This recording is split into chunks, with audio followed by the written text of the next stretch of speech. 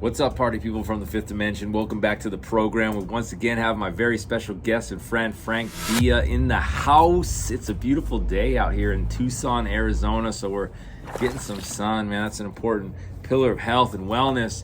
And I wanted to talk with Frank. He's been on an amazing healing journey. Frank's been from the trenches of hell all the way back up. Now he's living in heaven, man, working every day and getting himself healthier, stronger. I want to talk about some pillars of health, things that Frank, you do every day, and learn from someone other than just myself that's telling you guys about this stuff. The sunshine is obviously one thing we're in right here. If you guys don't know about the sun, it's this thing that comes out every day, shines down on you, and you got to get out into it. What are some things you do, man, on a daily basis for your own health, all the pillars of health? Oh, wow. Well, thank you, Angelo, for having me. Come on, brother. And thank you for everyone watching. It's just have an extreme gratitude for everyone. I always like to remind myself that all our ancestors had to go through all the crap they had to go through, all the wars had to happen, all these pandemics have to happen in order for us to exist. Just for us to be here right now, brother. So we're a miracle. We're a miracle that we made it. Yeah. So that's one great pillar of health that I always like to acknowledge our past, no matter how dark it is. And that one reason that, with that being said, is so I was addicted to heroin and opiates for over 17 years, and I did a lot of bad things and hurt people, and along the way, when one goes into recovery and wants to change our old habits and our old patterns, it gets hard to change that and not to feel guilty, not to feel shame for the stuff that we've done and experienced.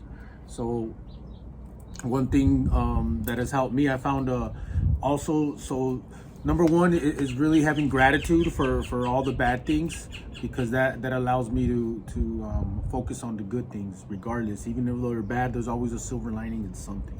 There's a lesson in all that, right? So what are you going to learn from it, right? Instead of, why is this happening to me? Yeah. Like, what is this teaching me? Right, exactly. And then we have this special thing in our brain called the reticular activating system that focuses on that. The reticular activating system. Yeah, RAS for short.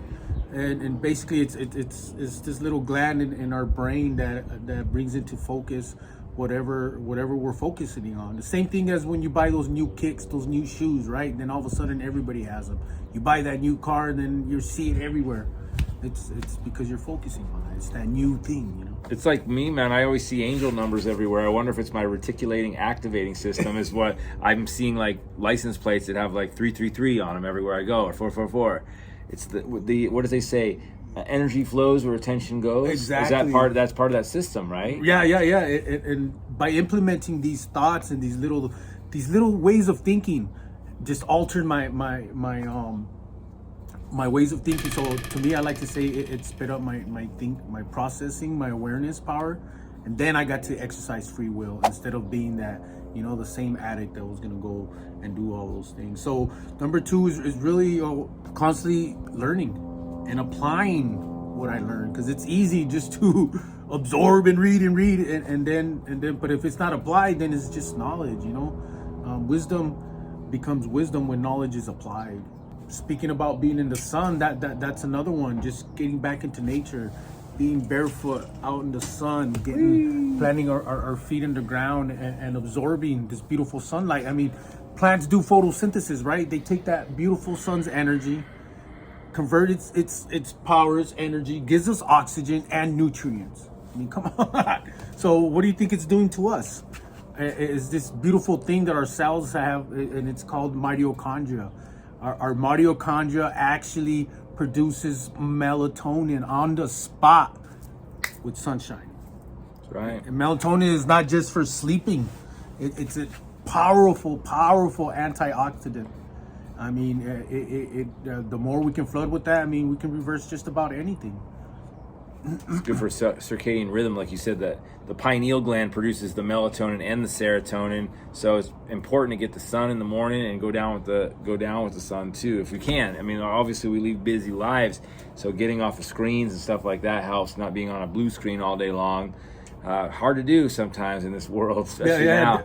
Definitely. So just little sun exposures on different times of the day, you know, because it can be certain times of the day you probably don't want to get too exposed when it's too hot, but early in the morning, mid-afternoon, just for 10 minutes.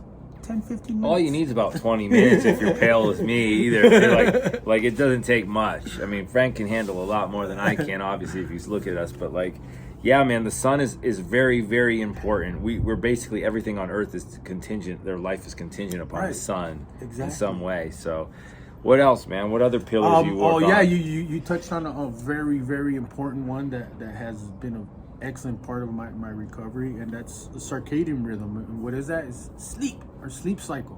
When we can get into the natural rhythm of Earth's patterns of the sun rising and going to sleep at dusk and right as soon as it gets dark, I have found that it's just been profound in my recovery.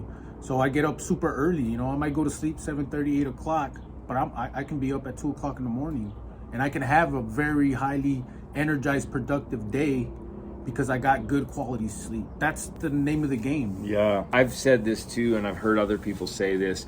Sleep is probably the most underappreciated but most important pillar of health, because the average American gets just a little over 5 hours a night.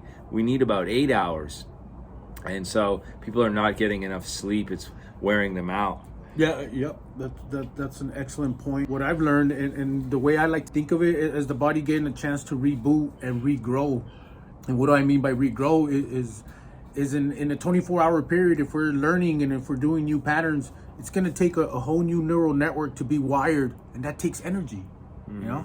And if we're not consuming the proper nutrients, doing the vital things, it's going to become harder to do. So doing all these things facilitates that growth and rest. You know, our muscles don't grow if we don't rest. I mean, you break them apart, tear them. Yeah. And then when you rest, they regrow. And same thing with the body. Most of the body's energy is expended in trying to process food and detox from all the toxins and crap that we put in it, you know? Imagine how much crap I've shot up with shooting up, you know, speedballs with meth and heroin and all this processed food and, and ramens and Coke and thirst busters. You seen them out here in Arizona? It's everywhere. It's everywhere. And even if you are eating organic and eating good, you're still environmental toxins everywhere. Radiation, chemtrails, whatever it is. You know, poisons in the air, water, and soil. And even if you're healthy, you can't be only as healthy as that. So you have to detoxify your body too? Yeah. So that's another key factor. And this probably should be up there in the top, really, and it's nutrition. And not only nutrition, letting go of certain foods, you know, any type of intermittent fasting or fasting in general, liquid fasting. It's good. It's good for you. Yeah, definitely. Yeah. So by incorporating all these nutrients, then the way I like to describe it just facilitates all this thing that we were talking about, the growth of our new neurons. And why is that important is because it gives us a whole new set of thought patterns which equate to new actions that gives us a whole new life.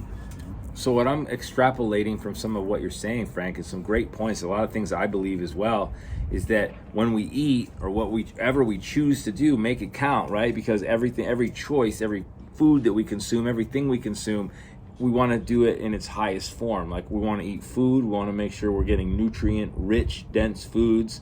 We want to make sure that if we're not, we're resting, because the body needs rest. And when it's not resting, it needs to be consuming things that are going to benefit it. Oh yeah, definitely. And I love to use an analogy. What kind of fuel you're going to put on a jet fighter? You know, you're not going to put 87 octane because it's probably not going to take off. You know what I mean? It's the same thing. Our body is like that. Think of it as a freaking spaceship, or, you know, a Formula One race car, man. It has the potential, that type of potential. And what I mean by that is the potential for us to grow and thrive and become anything that we surround and absorb. And like, I didn't know any of this crap, you know what I mean? I'm 17 years, you know, doing all this crap and doing drug dealing and definitely not learning and studying and reading books. Well, sometimes you need to have a breakdown before you have a breakthrough, and you at least were able to learn from what you've been through. And some people never learn, so self-awareness is key. Yeah, definitely. And with that being said, with self-awareness is one of the main things that none of this happens unless we're willing to ask for help. That's right. So be humble enough to ask for help and accept the fact that you don't know shit. Or I don't know shit, and that opens up the possibility to know some shit. You know, That's the wisest words you can say is I don't know. I don't. You know, Because no one really knows the answers. We just make assessments based on patterns and life experience. But think about all the stuff that you don't even know that you don't know right now. There's the stuff you know, the stuff you know you don't know, but there's a whole realm of things that you don't even know you don't know. exactly. And so that's where we are growing every day as we step more into learning more. And once you know better, then you do better. Right. And then you can actually exercise free will, because I really think that a lot of us don't really have free will in the sense of that we're programmed our first 7 years of life very, very dramatically. Our brain is fully developed, our nervous system, and it's based on patterns that we're absorbing through childhood. From the time of conception, we're absorbing the outside through the womb. It's like a speaker, man. You're absorbing all that information that the mother's going through, and so then we get programmed like that. So in a sense, we're running an emotional program to feel what we've always felt. And once we could develop that awareness and through the breakdown, quote unquote, then we could start building what we truly want to be. In a sense, you know, art. I found art. Oh, there we go. That's another point. Art, creativity. Yeah, definitely. You know, be willing to do stuff like this. You know, I always say be a creator, not a consumer. We're always consuming, but like be more of a creator when you're online or doing something on social media. Important to be a creator versus just being there consuming, because you want to be out there sharing, being a role model for the rest of the world to follow, you know? Oh yeah, definitely. And you hit a vital point there, and that's really being intentional. That's another key aspect of your health, you know, and identifying what our intentions are and why, you know. And when you can be clear with that, then boom, then doors open up, people show up. And you know, I was just telling Angelo, 5 years ago I had a needle in my arm, you know. And through the process of healing and doing the work and doing the sweat and sleeping and crying and all this stuff, now I'm sitting next to this guy right here in the 5D Nation and spreading love with you guys. That's right, y'all. None of that would have been possible, you know. So there's a lot of great points. Health is a wheel. You know, you take any one of these pillars out of the wheel, it starts to collapse on itself. So where do they start, man? Today, say trains rolling through. Adapt, be adaptable, and accept.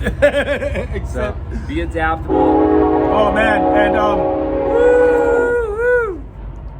and if you're going on the road to health today, person's like at the bottom, they don't know what to do. Where would you tell them to start? If they were able to listen to you, what would you tell them to do? Believe, man. Believe that you're here for a purpose. Believe that your life matters, because spirituality, man, just get spiritual. Believe. It doesn't matter how you identify with this source of creation or whatever, however you want to identify it. Once you believe that you're a part of it, and that it doesn't matter that you're only a speck or whatever they say we are, a spark of it. That's all you need, man. Drop it in the ocean, but there's an ocean within you. Yeah, definitely.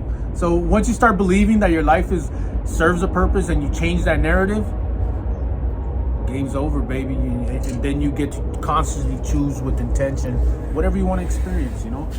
There's my man Frank Villa right here. Listen to him, follow him. He's on Instagram, Frank Villa 153. You can find him on other platforms. Make sure to check him out. He's coming up fast and he's just getting out the gate. So watch out for this guy, man. He's doing crypto trading. He's on health mission. He's doing it all. So thank you, brother. Thank you, Always love having you on the program, too, and bro. thanks for having me at Casa de Villa here in Tucson, Arizona.